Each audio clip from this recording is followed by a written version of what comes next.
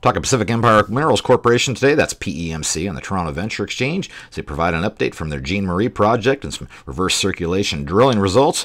To run through those results, CEO Brad Peters. Brad, appreciate you spending some time here. It's been a while, a lot to catch up on here. Let's run through the latest batch here of the numbers from Jean Marie. Yeah, hi Rob, thanks for that, much appreciated. And as we announced in news here very recently that the 2020 reverse circulation drill program. That was a program that we completed in the late fall of last year on our flagship Jean Marie property. We drilled a total of 15 holes on the property before we were basically frozen out. It was a pretty successful program in the sense that 13 out of the 15 holes did hit copper mineralization. And we had over half of those holes, 8 to be exact, averaged greater than 1,000 parts per million. And what we were able to do there really was, identify a large tabular zone of copper grading greater than about 0.2 copper, and that's over an area approximately 400 by 500 meters. And this area is open to the northeast and southwest as well. And interestingly, on our final hole 15, basically we got frozen out on that hole, but we really bottomed in some very interesting mineralization on that hole. Hole 14 as well was quite interesting with 3.4% copper, 11 grams silver, again over 3 meters. So we're seeing on the property certainly very intriguing intervals of copper and silver mineralization.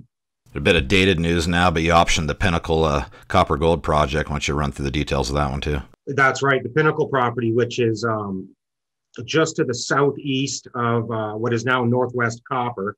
That was the merger between Sun Metals and Serengeti. That's a property that we've had since the inception of the company. It's had several operators on the property, starting with Oz Minerals back there in 2014 and 15. And subsequent to that, diamond drilling again. The company is 1111 Acquisition Corp. They're currently private with a roadmap to going public here, and we expect them to be exploring the property in 2021. A very strong technical team. That's very important for us. It's important to just make sure all the T's are crossed and I's are dotted before you go in and put the diamond drill in.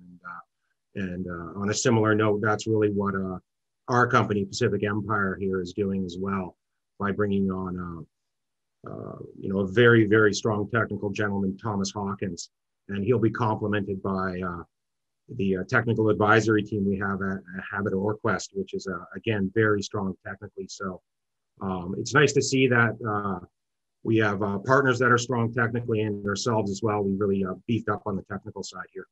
Sure. Give us a glance a little later into the year here, Brad. What's 2021 looking like workflow-wise for PEMC?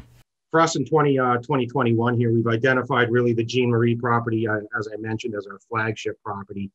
What we're going to be doing on that property prior to diamond drilling is really just firstly, as soon as the snow is off, get on the ground, double check our alteration, because what we've got really on the property is a 5-kilometer long porphyry footprint.